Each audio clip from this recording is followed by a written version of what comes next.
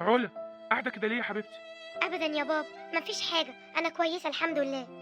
لا يا علا، باين عليكي قوي يا حبيبتي، ده انت حتى خطوبتك كانت امبارح وكنت زي القمر ما شاء الله عليكي. ايوه يا بابا، ما انا فرحانه والله. هتخبي عليا يا علا؟ كان صعبان عليا نفسي قوي امبارح يا بابا. كان نفسي ماما تبقى جنبي. ليه يا حبيبتي؟ هو انا مش مالي عليكي الدنيا ولا ايه؟ ايوه طبعا يا بابا، ربنا يخليك ليا. انت مالي عليا كل حياتي انا واختي. بس الام جنب بنتها في يوم زي ده يا بابا بيبقى ليه معنى تاني خالص. الله يسهل لها يا بنتي، الله يسهل لها. ما تزعلش يا بابا ان انا بقول لك الكلام ده. لا يا حبيبتي، انا ما اقدرش ازعل منك ابدا. بس هنعمل ايه؟ امر واتحطينا فيه يا علا، ولازم نمشي عليه. عندك حق يا بابا. انا هدخل احضر لحضرتك الفطار. خشي يا حبيبتي. منها لله، منها لله زي ما عملت فيكوا كده. عمري ما هسامحها، عمري ما هسامحها. يا رب. يا رب نفسي اشوفهم يا رب. ايه ده؟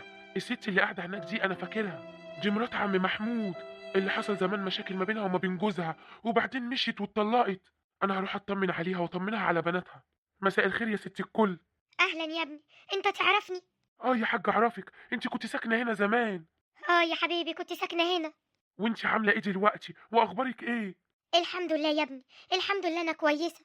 خطوبه بنتك كانت جميله قوي يا حاجه، ما شاء الله عليها. كلنا كنا واقفين وحاجه تشرف بصراحه. وبنتك التانيه في الجامعه ما شاء الله عليها. خلاص يا ابني، خلاص ما تقوليش اكتر من كده. قلبي بيتقطع عشانهم. ليه بس يا حاجه، مالك في ايه؟ ابوهم يا ابني. ابوهم حارمني ان انا اشوفهم. ليه؟ ده عم محمود طيب قوي ومفيش احن منه في الشارع. بس قلبه قاسي عليا. خلاص ما تعيطيش وما تزعليش نفسك، انا هروح استسمحه واخليه يخليكي تشوفيهم. هو طول عمره بيحبني وبيعتبرني زي اخوه الصغير بالظبط. سنين وسنين. سنين وسنين مش عارفه اشوفهم. ما تزعليش، قلت لك ما تزعليش، ان شاء الله هروح اكلمه وتشوفيهم وترجعوا تاني وتاخديهم في حضنك. عارف يا ابني، عمري ما هنسلك الجميل دوت ابدا. بس يا رب هو يرضى وقلبه يحن. خلاص ما تقعديش كده في الشارع، امشي دلوقتي وانا هبقى ارد عليكي. ماشي يا حبيبي ماشي، ربنا يكبر خاطرك. بصراحه الست دي صعبانه عليا قوي، كل يوم تيجي تقعد كده نفسها تشوف بناتها. انا لازم اروح لعم محمود واشوف ايه اللي حصل عشان يبقى قلبه قاسي قوي كده. ايوه حاضر انا جاي. ايه ده؟ اهلا وسهلا، ازيك يا علي يا ابني تعالى. ازيك يا راجل يا طيب، عامل ايه؟ الحمد لله يا حبيبي، كتر الف خيرك يا علي على الوقفه اللي وقفتها في خطوبه علا بنتي. اوعى تقول كده يا عم محمود، ده انت طول عمرك ابونا. ربنا يبارك فيك وفي صحتك يا ابني، مردود لك مع اولادك باذن الله. انا جاي لك في طلب، وعشمان انك عمرك ما هترفض لي طلب. انت عارف غلاوتك، لو طول اديك عينيا اديها لك. اقعد يا حبيبي قول اللي انت عايزه. ام البنات، ام البنات يا عم محمود، نفسها تشوفهم وتطمن عليهم. قابلتها وشفتها فين يا علي؟ كل فترة بلاقيها بتيجي تقعد هنا في الشارع وتقعد تعيط وبعدين تمشي. وبصراحة المرة دي اتعمدت ان انا اروح اسألها واطمن عليها واشوف احوالها. لقيتها هتتجنن يا عم محمود، نفسها تشوف بناتها. بص يا علي، انا هحكي لك يا ابني وهرجع مع الزمن كده لورا واحكي لك اللي حصل. وفي الاخر لو قلت لي تشوفهم هخليها تشوفهم. احكي يا حبيبي وانا سامعك. وانا قلت لك خلاص مش هقدر اعيش معاك تاني. يا ام علا، يا ام علا احنا بينا عيال، بلاش تعملي كده. خراب البيوت مش بالساهل. ولو ما كانش عشان خاطري انا، عشان خاطر بنتينك، ده انت اكبر واحده فيهم، عندها سنتين. ولا يهمني لا بنات ولا غير بنات، هتطلقني يعني هتطلقني وانا مصممه على كده. انا بصراحه زهقت منك ومن عيشتك. عيشتك ما تلزمنيش يا محمود. وهو كان ايه اللي حصل لكل ده؟ ما حصلش حاجه، كل ده عشان الدنيا ضيقت عليا شويه ظروفها. الدنيا ضيقت ما ضيقتش، انا مش هقدر استحمل اكتر من كده. وهتطلقني يعني هتطلقني. طب بلاش تاخدي القرار دلوقتي عشان خاطر البنات. قلت لك البنات ما يهمنيش وانا هسيبهم لك اصلا وامشي. تسيبهم لي ازاي؟ دول بيرضعوا منك الاتنين. ماليش فيه، هات لهم لبن صناعي اتصرف وهات لهم، لكن انا مصممه على الطلاق وهتطلق يعني هتطلق. ده اخر قرار عندك ولا ليكي كلام تاني؟ لا ماليش كلام تاني، وانا ماشيه دلوقتي وسايباهم لك، وبعد اذنك ورقتي توصل لي وكل حقوقي كمان. طب والبنات الغلابه اللي نايمين جوه دول، اعمل فيهم ايه؟ لو قاموا جعانين ولا عايزين ياكلوا مش هعرف اعمل معاهم اي حاجه.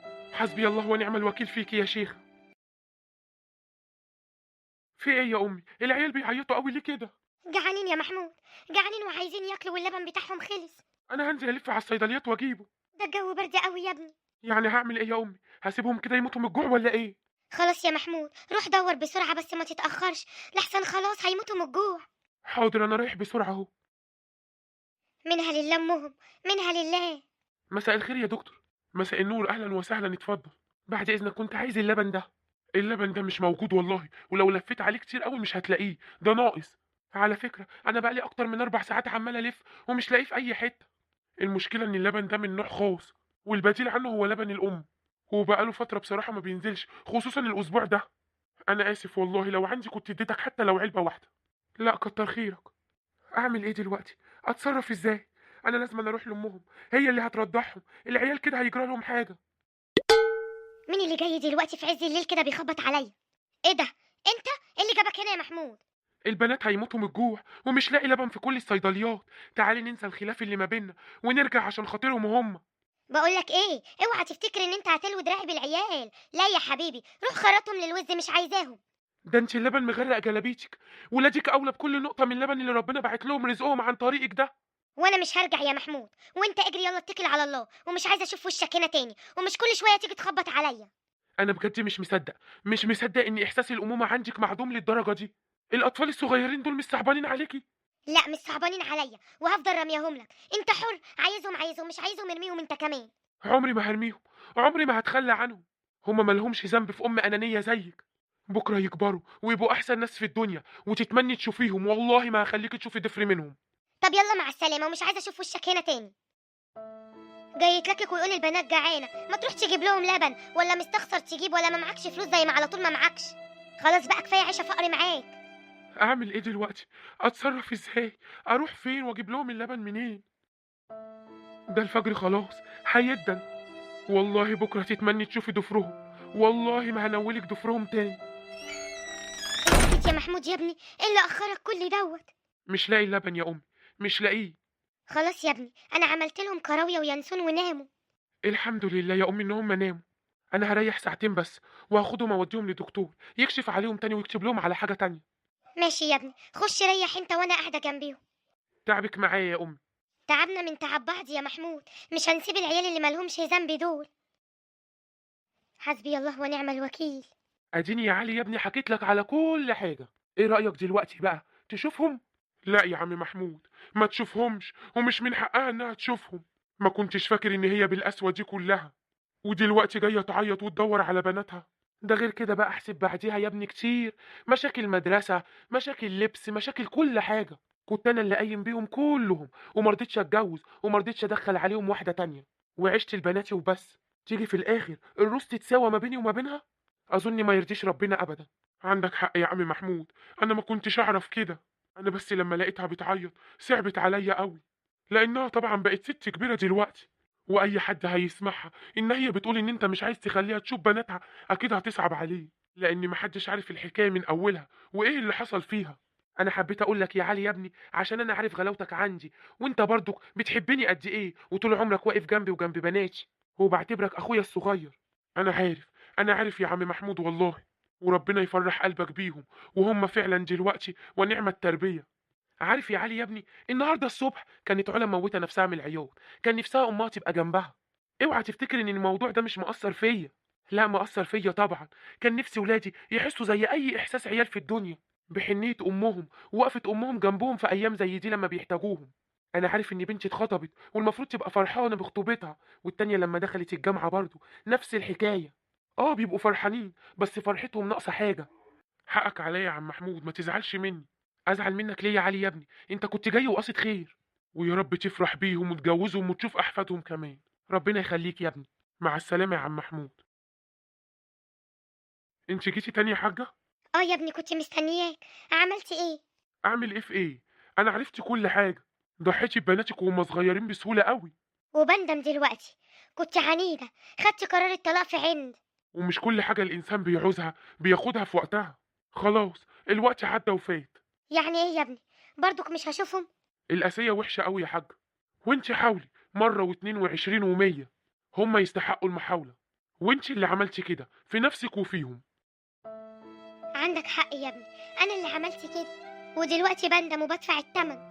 الله يسامحك يا حاج، بعد اذنك. مش عارفة اعمل ايه عشان يسامحني، مش عارفة. على فكره انا زعلان اكتر منها، عشان ما كنتش حابب ان ولادي يحسوا الاحساس دوت. ولحد النهارده نفسي ارجع في قراري واخليها تشوف العيال، بس قلبي مش مطوعني. القساوه اللي انا مريت بيها مخلياني مش قادر ان انا اوافق على حاجه زي كده، وخايف بعد كده ربنا يحاسبني ان انا منعت ولادها عنها. قولولي وعرفوني كده انا بتصرف صح ولا خلاص الموضوع انتهى من زمان. بس السنين كلها اللي انا عشتها كانت سنين قاسية عليا قوي، ومش عليا لوحدي، عليا انا وبناتي. انا كمان ضحيت بعمري علشان خاطرهم هم. واحد غيري كان راح يتجوز وبص لنفسه، بس انا قلت حرام، هتبقى القسوة عليهم من كله. ارجوكوا حد يقول لي اعمل ايه واتصرف معاها ازاي، وفعلا مش هاخد ذنب لان هي اللي عملت كده من الاول. بصراحة الله يكون في عونك إن أنت عشت كل الأيام دي، وخصوصا إن هم كانوا صغيرين قوي على إنهم يتسابوا من الأم. وأنا مش عارفة أقولك إيه، أقولك سامحها ولا ما تسامحهاش، لأن دي حاجة صعبة وأنت الوحيد اللي عشتها وحسيت بيها. ما نقدرش نحملك فوق طاقتك، بس لو ربنا كرمك وعرفت تسامح يبقى خير وبركة. اللي أنا مستغرباه إزاي جالها قلب تعرف إن ولادها جعانين ومحتاجين لها وتسيبهم. كانت أسوأ منها كبيرة قوي. وده يا جماعة يعرفنا ويعلمنا إن إحنا بلاش ناخد قرارات في وقت صعب.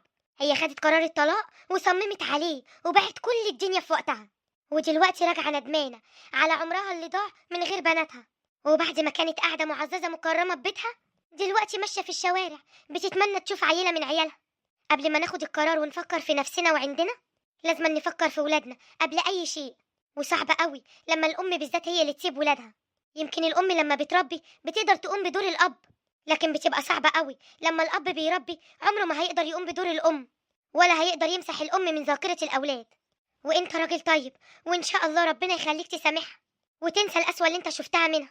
وعامة انت برضه هتسمع رأي المتابعين، هيقولولك تتصرف ازاي، لأن من الواضح كمان إن البنات متأثرين لحد النهاردة بعدم وجود أمهم جنبهم. وربنا يصلح الحال. وفي النهاية لو عجبكم الفيديو ما تنسوش الاشتراك في القناة واللايك الجميل وتعليقاتكم الحلوة قوي اللي بتفرحني.